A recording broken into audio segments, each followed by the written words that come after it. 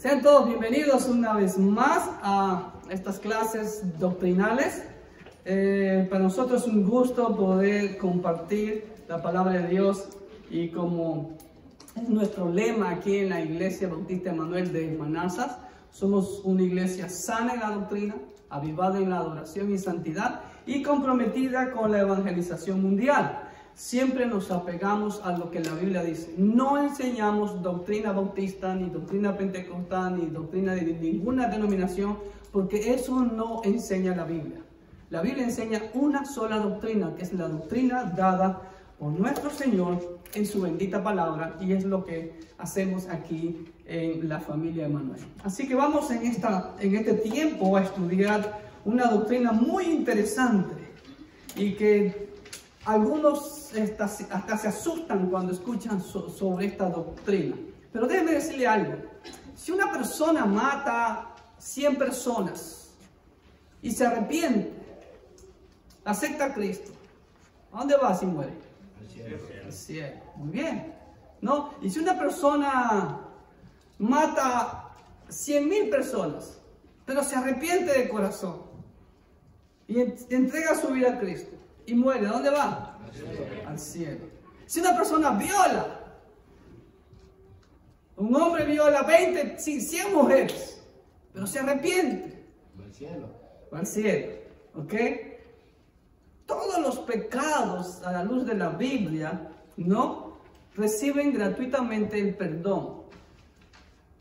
La Biblia habla que el único medio para que podamos ser perdonados de todo tipo de pecado es la sangre de Jesucristo. Es primeramente reconocer que somos pecadores, que hemos cometido lo malo, ¿no?, y arrepentirnos. Arrepentimiento es dar un giro de 180 grados, ¿no?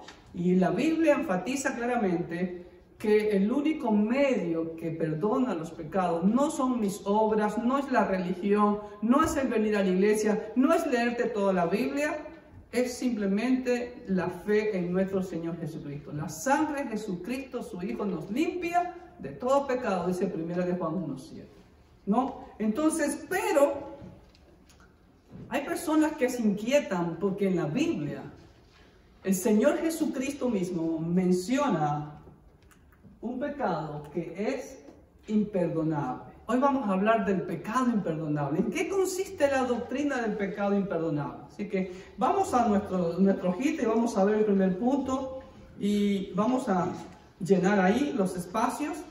Y como les decía, la Escritura, toda la Biblia ofrece gratuitamente el perdón a todos los pecados que uno pueda cometer. Así se ha hecho brujería, ha abortado, ha matado, tiene odio, ha tenido rencor, etcétera, etcétera.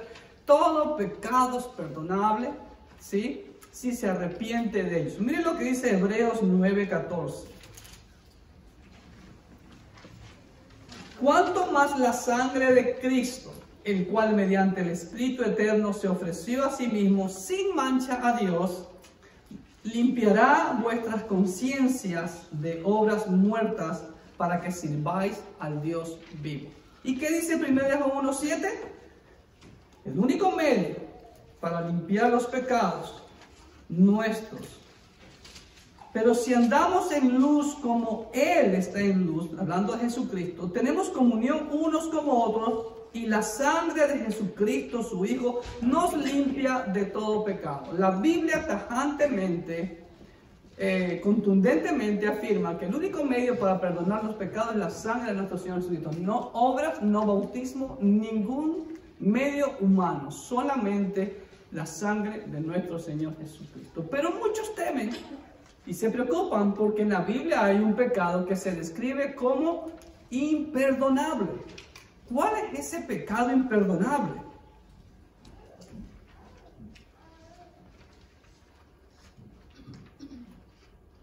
Para entender más sobre ello, vamos al libro de Mateo, al Evangelio de Mateo, capítulo 12, versículos 31 y 32. Mire lo que dice el evangelista Mateo, uno de los apóstoles. Mateo 12, 31, 32 dice: por tanto os digo, todo pecado y blasfemia será perdonado a los hombres, Mas la blasfemia contra el Espíritu no le será perdonada. A cualquiera que dijere alguna palabra contra el Hijo del Hombre, le será perdonado. Pero el que hable contra el Espíritu Santo, no le será perdonado ni en este siglo, ni en el venidero. Wow. Entonces, vamos al punto número 2. El pecado imperdonable del que nos habló, nos advirtió el Señor Jesucristo es la blasfemia contra el Espíritu Santo. El mismo que no puede ser perdonado ni en el presente ni en el venidero. Futuro, el venidero, futuro, ¿ok? Estamos. Ahora, ¿qué es una blasfemia? ¿Sí? El antiguo pacto designa como blasfemia a toda expresión o acción injuriosa e irreverente ¿contra quién? Contra el Espíritu Santo. No, blasfemia. No estoy hablando del pecado imperdonable. ¿Qué es una blasfemia? Hablar malo. ¿Contra quién? Contra Dios. ¿Contra Dios solamente? Contra su representante, contra sus siervos. ¿Qué pasó con Moisés? ¿Qué le pasó a la propia hermana de Moisés? Habló mal de Moisés. ¿Y quién la castigó? Dios. Y Moisés intercedió por su hermana, como Moisés intercedió muchas veces por el pueblo rebelde y blasfemo que él estaba guiando. ¿Estamos? Entonces, pero en el antiguo pacto, una blasfemia se designa como toda expresión o acción injuriosa o irreverente contra Dios o contra sus representantes. Y no solamente unas palabras o acciones, también son pensamientos. A veces era simplemente un pensamiento no expresado, no hablado. Por ejemplo, ¿alguien me puede decir un ejemplo? En el nuevo pacto, en el ministerio de nuestro Señor Jesucristo, vemos muchos ejemplos de eso. Dice que cavilaban en sus corazones los fariseos, ¿no? ¿Y quién es este para perdonar pecados? Está hablando blasfemia, ¿sí ven? Los que lo acusaban de blasfemia a nuestro Señor eran los blasfemadores. Vamos a Job 1.5. Miren lo que dice el libro de Job 1.5. Dice así: y acontecía que habiendo pasado en turno los días del convite, Job enviaba y los santificaba a sus hijos. Y se levantaba de mañana y ofrecía holocaustos conforme al número de todos ellos. Porque decía Job: quizá habrán pecado mis hijos y habrán blasfemado contra Dios. ¿En dónde? En sus corazones. ¡Wow! Este justo Job, tremendo. Ya desde el tiempo de Job, imagínense, el tiempo de los patriarcas, de Abraham, Isaac, Jacob, por ahí, que existió Job, ya había el conocimiento de que la blasfemia se la podía hacer con el corazón. Interesante, ¿no?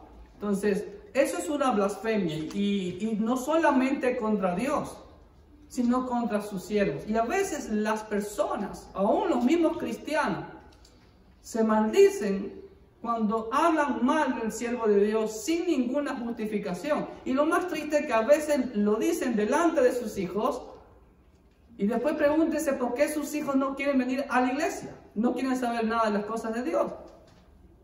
Si el mismo padre, la misma madre, le está dando lugar a ellos. ¿Ok? Así que mucho cuidado con ellos. Número 4. Han habido varios intentos por identificar este crimen específico que es imperdonable. Se lo ha asignado a crímenes tan horrendos como el homicidio. ¿Es horrendo el homicidio? Sí. Seguro que sí. O el adulterio. Ahora, si bien, o qué sé yo, mucho más cosas, una matanza, qué sé yo, una conspiración, etcétera, etcétera, etcétera, ¿sí? Estos crímenes como el homicidio, el adulterio, son pecados horribles contra Dios, pero la Escritura deja muy en claro que estos pueden ser perdonados, siempre y cuando la persona que los cometió se arrepienta. Un ejemplo de ello, David. David fue culpable de ambos pecados y de más pecados todavía, porque David conspiró contra uno de sus mejores hombres. Y qué fidelidad de ese hombre, qué lealtad de ese hombre, no solamente a David de la nación de Israel y a Dios, siendo un eteo. Ni siquiera era israelita, era un extranjero, ¿no? Le dio un ejemplo a David de lo que era lealtad. David cometió adulterio, David lo mandó a matar, ¿sí? Pero sin embargo, ¿qué pasó? Se arrepintió y fue restaurado a la gracia. Segunda de Samuel 12:13 dice así.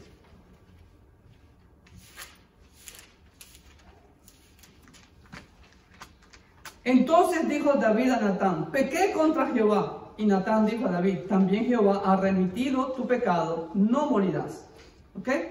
Entonces, esos pecados como el homicidio o el adulterio o cualquier otra cosa es perdonable si se arrepiente la persona, claro está. Número 5. El pecado imperdonable con frecuencia se lo identifica con la resistencia total y persistente a creer en Cristo. ¿Ok? Porque con la muerte de la persona, ¿qué también muere?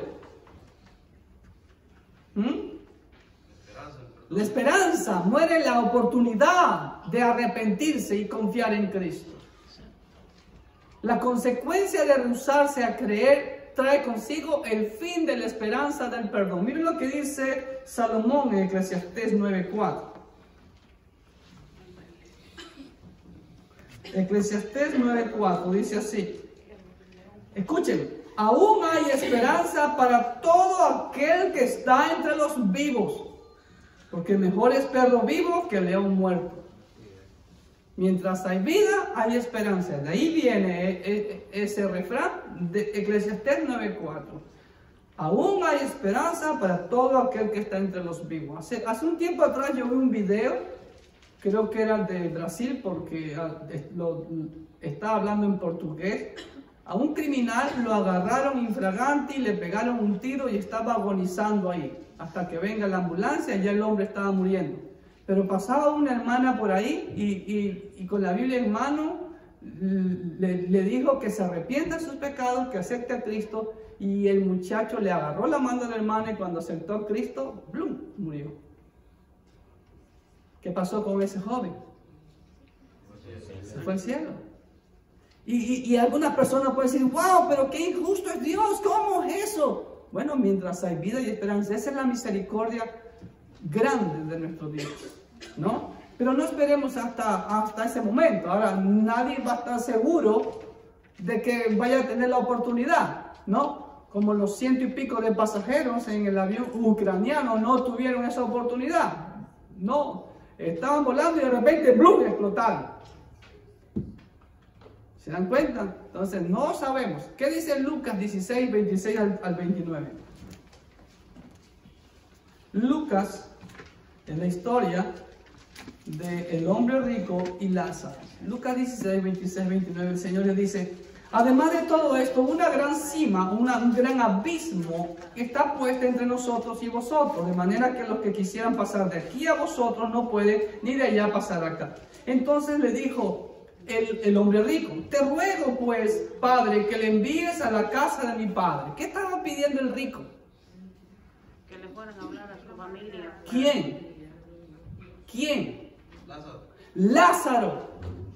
El hombre rico ahí en el lugar de tormento, en el Seol, en el abismo, le estaba pidiendo a Dios que resucitara a Lázaro para que le vaya a testificar a sus hermanos. Mire, dice, a fin de que no vengan ellos también a este lugar de tormento. Y Abraham, que en este caso representa a nuestro Dios, le dijo, a Moisés y a los profetas tienen, óiganlos. O sea, tienen la palabra de Dios, tienen a los predicadores, a ellos escuchen. No hay más revelación. ¿Ok? Hebreos 9:27 dice que está establecido para los hombres que mueran una vez e inmediatamente el juicio. ¿Ok? Eso es en un abrir y cerrar de ojos. ¿Ok? Número 6. Si bien la resistencia total y persistente a creer trae estas consecuencias, pero no explica de manera adecuada la advertencia de Jesús acerca de la blasfemia contra el Espíritu Santo.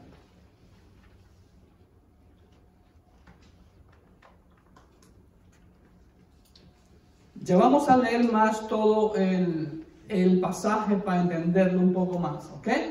Ahora, número 7. La blasfemia es algo que se hace con el pensamiento. Ahí están los fariseos cavilando entre sus corazones. ¿Ven? Se hace con el pensamiento, puede hacerlo con la boca o con la pluma, involucrando palabras. En Lucas capítulo 5, versículos 21 y 22, el Señor dice así. Entonces los escribas y los fariseos comenzaron a cavilar diciendo, ¿quién es este que habla blasfemia? Si ven, lo acusan al Señor de blasfemo. ¿Quién puede perdonar pecados si no solo Dios? Pues ellos en su dureza de corazón no entendieron, no creyeron, no recibieron que Jesús era Dios. ¿Ok? Dios encarnado. Entonces Jesús conociendo los pensamientos de ellos, escúchenme bien, conociendo los pensamientos de ellos, respondiendo les dijo, ¿qué caviláis en vuestros corazones? ¿Qué es más fácil decir, tus pecados te son perdonados? O decir, levántate y anda. Y le dio la orden al paralítico para que se levantara, ¿no? Ahora, número 8. Cuando el Señor hace esta advertencia del pecado imperdonable, debemos de estudiarla en el contexto. Ahí está la ilustración cuando el Señor estaba sanando a un hombre de espíritu endemoniado. ¿Y cuál fue la acusación de los fariseos? Que él le echaba, no, que él sanaba. ¿Él sanaba? Por el espíritu. ¿Por quién? Por el espíritu Beelzebú. Por Beelzebú, el príncipe de los demonios. ¡Wow! ¿Ok? Ya vamos a leer más ese pasaje. Pero cuando el Señor hace esta advertencia, hermanos, tenemos que estudiarla y entenderla de acuerdo al contexto de sus acusadores que le estaban afirmando que los milagros que él hacía eran porque él estaba asociado con Satanás. ¿Ok? Vamos a Mateo 12 para leer un poco más sobre este pecado que el Señor lo llamó imperdonable. Mateo 12.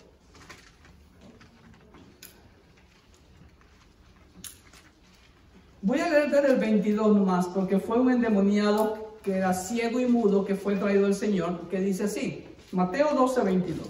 Entonces fue traído a Jesús un endemoniado, ciego y mudo, y le sanó. De tal manera que el ciego y mudo veía y hablaba. Y toda la gente estaba atónita y decía, ¿será este aquel hijo de David? Mas los fariseos al oírlo decían, este no echa fuera los demonios sino por Beelzebú, príncipe de los demonios. Sabiendo Jesús, ¿qué cosa? Los pensamientos de ellos. ¿Por qué Jesús sabía los pensamientos de ellos? Porque Él es Dios. ¿Ok? Y les dijo, todo reino dividido contra sí mismo es asolado, y toda ciudad o casa dividida contra sí misma no permanecerá. Y si Satanás echa fuera a Satanás, contra sí mismo está dividido. ¿Cómo pues permanecerá su reino? ¿Qué está usando el Señor Jesucristo aquí?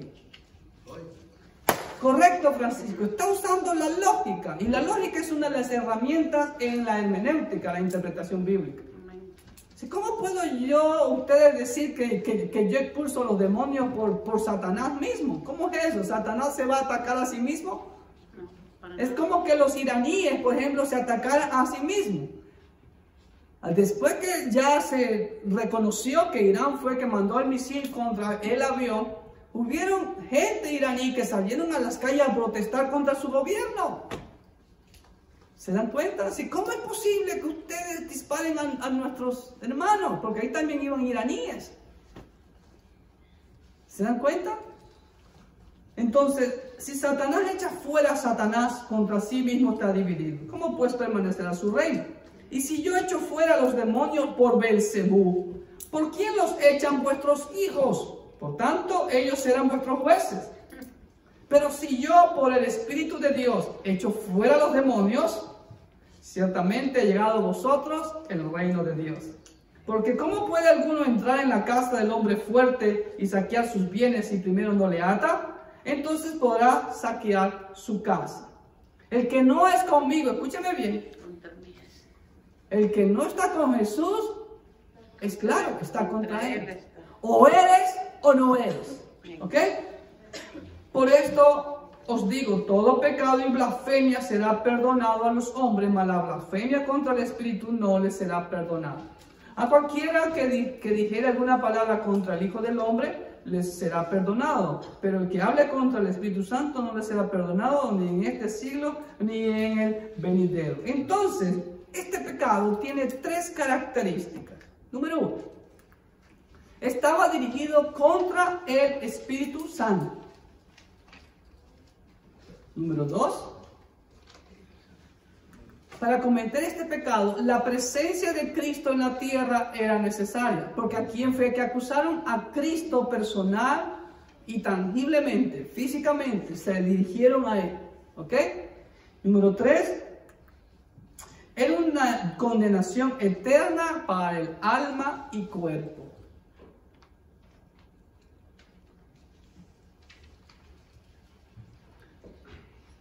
Entonces, él estaba lleno del Espíritu Santo, haciendo la obra del Señor, y vienen los enemigos y le dicen que por Belzebú, el príncipe de los demonios, es que hacía eso. ¡Wow! Ni siquiera le dijeron, no, tú tienes algo mental, un poder mental, o por el estilo, esto que lo otro, o todo esto es un montaje, qué sé yo. No, pero mire cómo lo acusaron.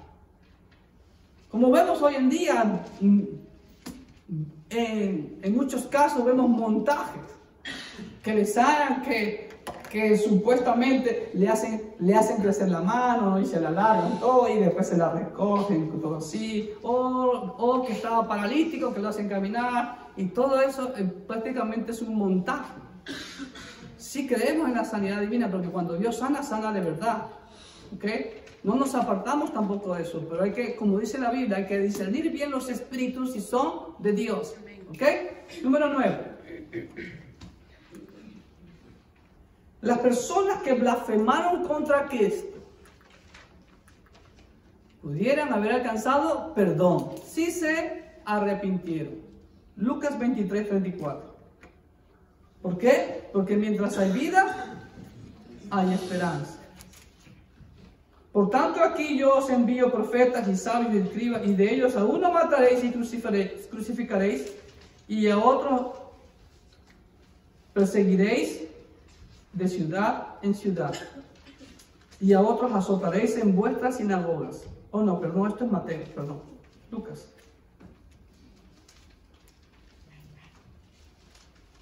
Lucas 23:34. Dice así. Y Jesús decía, Padre, perdónalos porque no saben lo que hacen. Fíjense, aún Él estando en la cruz, ¿qué le decían a Él? ¿Ah? ¿Qué decís de Dios? Sálvate a ti mismo y sálvanos a nosotros. Y blasfemia. ¿No es verdad? Y el Señor les decía, Padre, perdónalos porque no saben lo que hacen. Entonces, aún el Señor en su agonía le clamaba al Padre que los perdone. Claro, siempre y cuando ellos se arrepintieron. Si no hay arrepentimiento, no hay remisión de pecados. No hay remisión de pecados. ¿Ok? Número 10.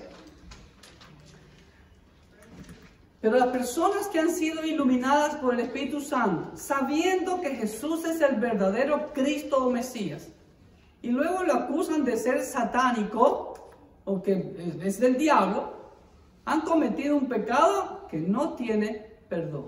Primero de Juan 5, 16 al 18.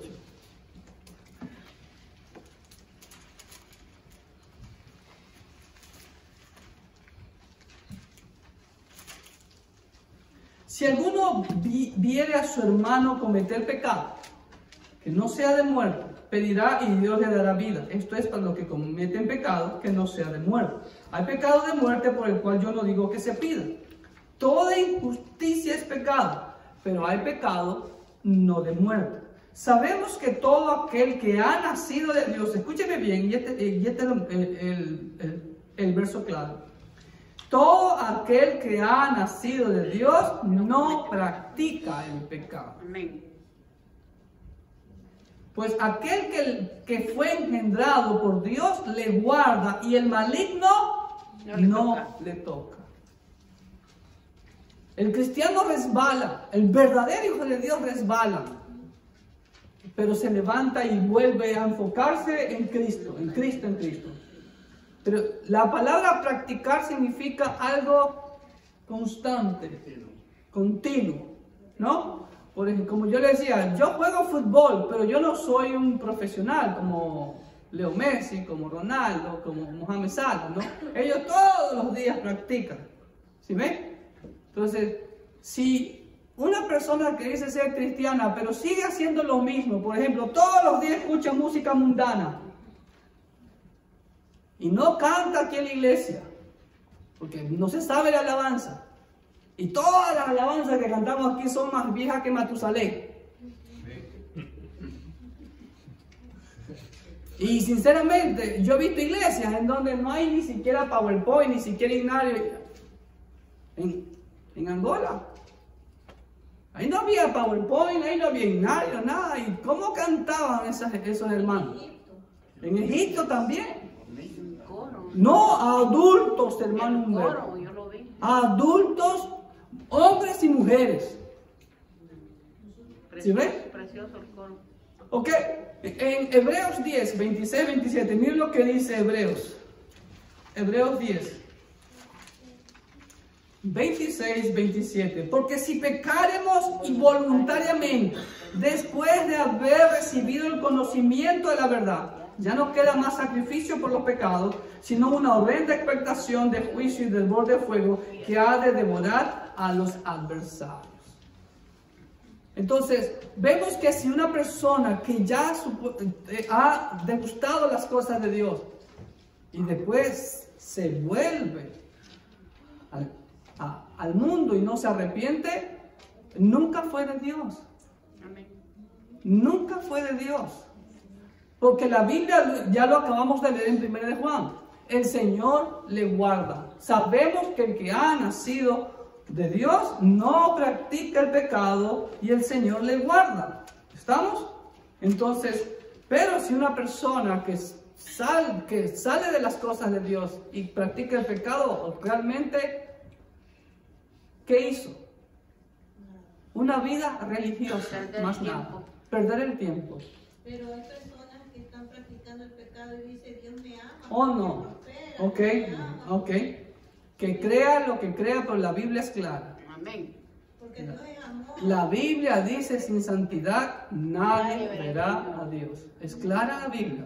¿Me entiendes? Y como se escucha por ahí que a veces no se habla sobre eso, aquí se habla lo que la Biblia dice.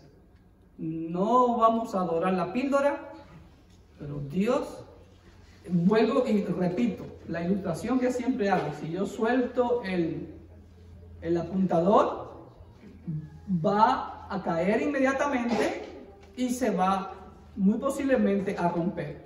Es la ley causa y efecto. Si no hay efecto en mi vida es porque nunca hubo una causa. ¿Ok? Número 11.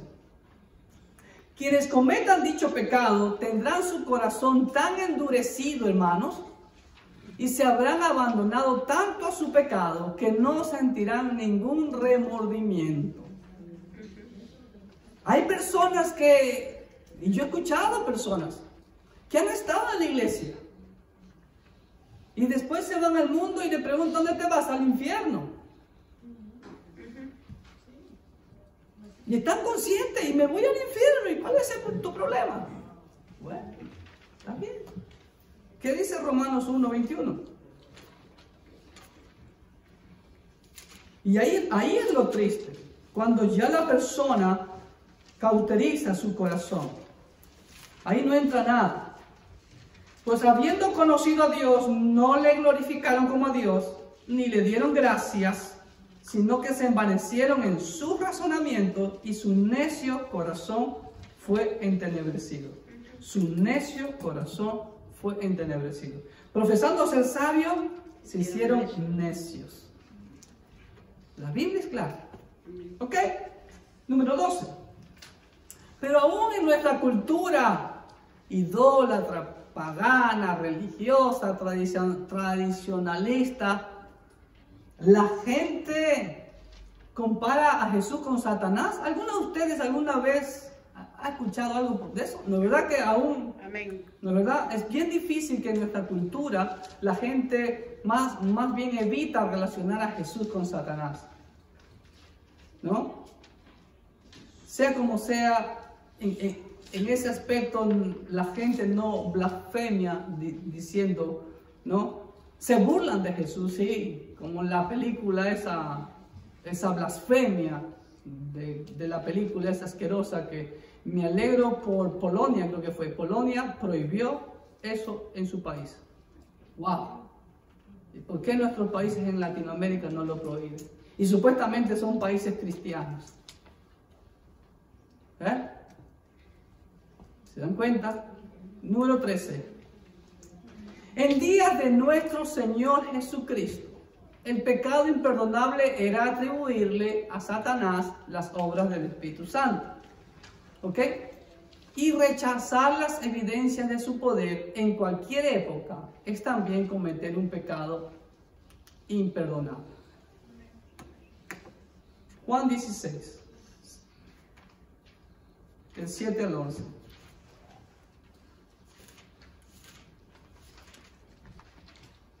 Pero yo os digo la verdad, os conviene que yo me vaya, porque si no me fuera, el Consolador no vendría a ustedes. Mas si me fuere, yo se los enviaré a ustedes.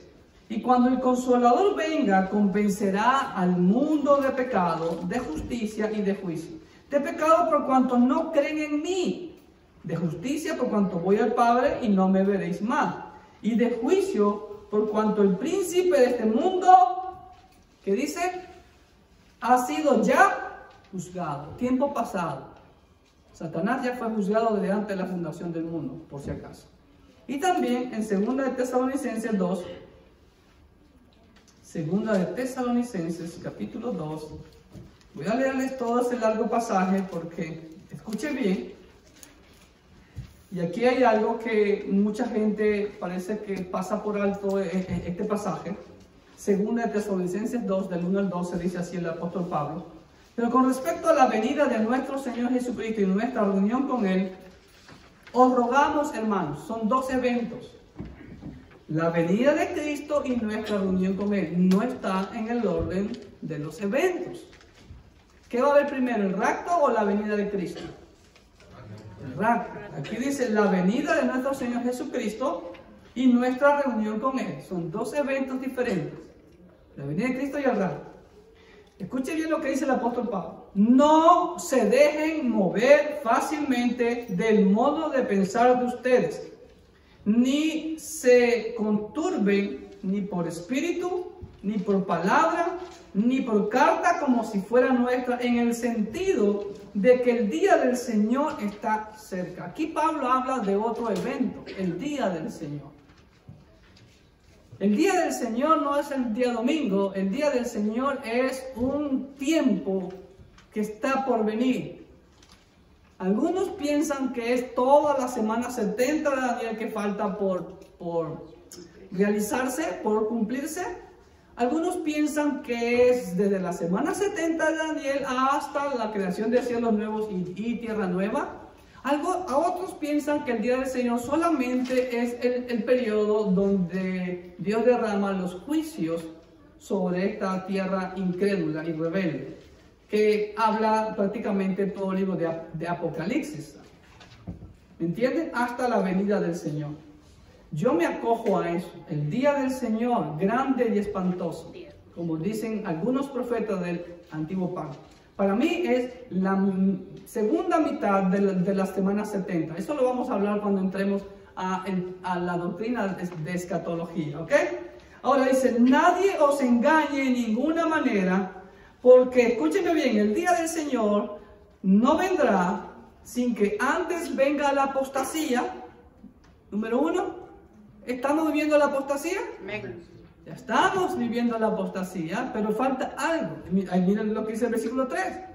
Y se manifieste el hombre de pecado, el hijo de perdición, el cual se opone y se levanta contra todo lo que se llama Dios o es objeto de culto, tanto que se siente en el templo de Dios como Dios, haciéndose pasar por Dios. ¿No se acuerdan ustedes que cuando yo estaba todavía con ustedes les decía todo esto? Y ahora ustedes saben lo que lo detiene. Que lo detiene al anticristo y todo ese espíritu demoníaco. A fin de que a su debido tiempo se manifieste. Porque ya está en acción el misterio de la iniquidad. Ya. ¿Desde cuándo está en acción el misterio de la iniquidad? Y desde los tiempos antiguos. Desde el antiguo pacto. Desde el Edén. Desde el principio de la creación. Yo les he dicho, toda la Biblia se divide en 2 capítulos. El capítulo 3 de Génesis es la división de toda la Biblia. El antes del pecado y después del pecado. Amén. ¿Se dan cuenta? Desde ahí, capítulo 3 de Génesis, comienza el misterio de iniquidad. Ya está en vigencia. Solo que hay quien al presente lo detiene. ¿Quién detiene ese misterio de iniquidad? Cristo, para que seamos salvos. Más específico.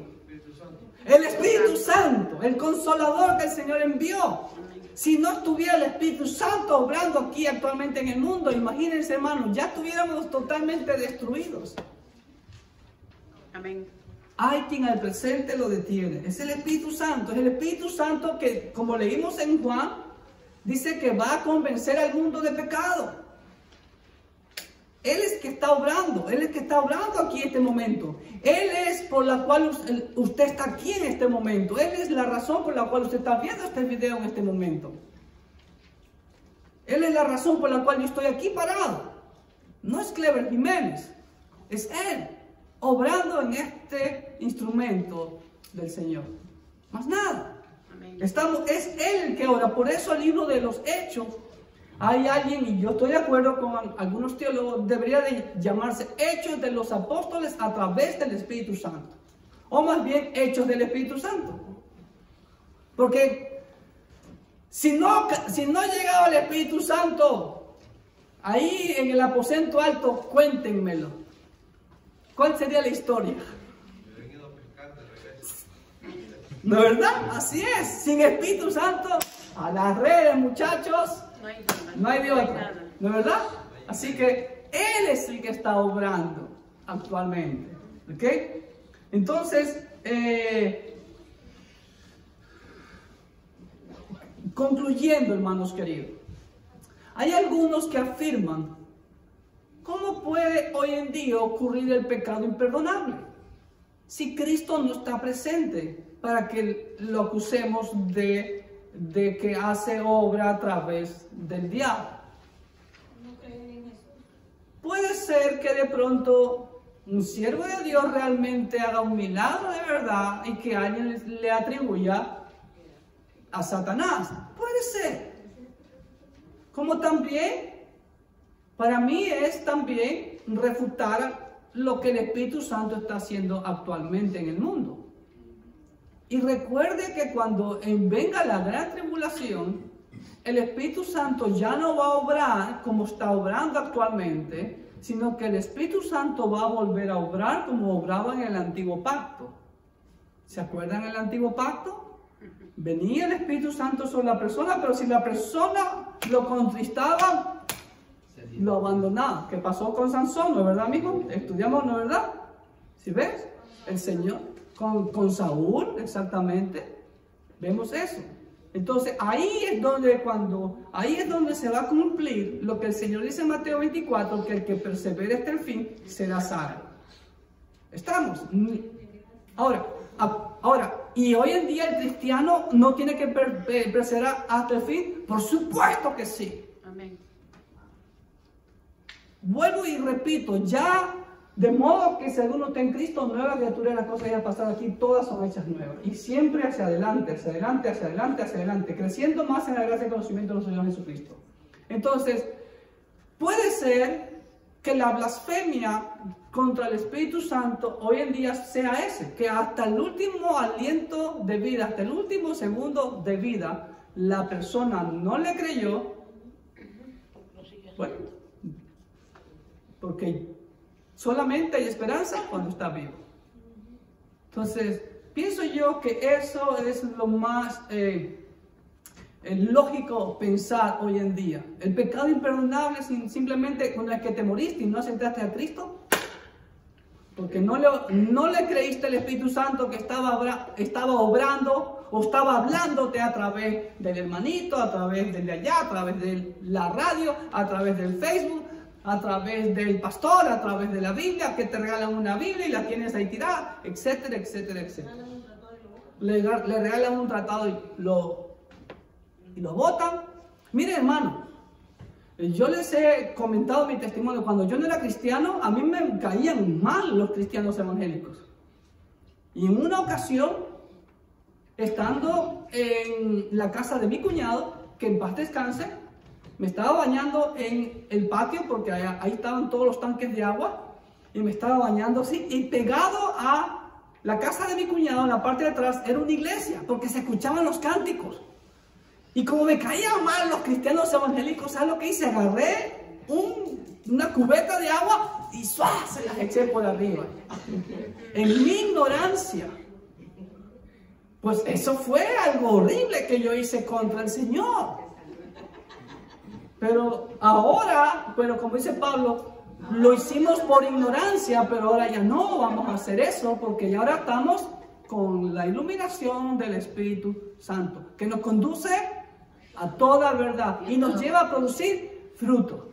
Y si soy guiado por el Espíritu de Dios, Romanos capítulo 8, verdaderamente sois hijos de Dios. Que Dios me los bendiga y que, bueno, no deje para mañana lo que puede hacer hoy. ¿Sí? Mañana puede ser tarde, mientras hay vida, crea a la obra del Espíritu Santo. A través de muchos medios hoy en día, aún a través de las redes sociales. Que usted puede experimentar las incontables bendiciones que Dios da a todos aquellos que creen de corazón, que se arrepienten de corazón y tienen una relación de amor con Dios a través de Cristo en el poder del Espíritu Santo. Dios me lo bendiga ricamente.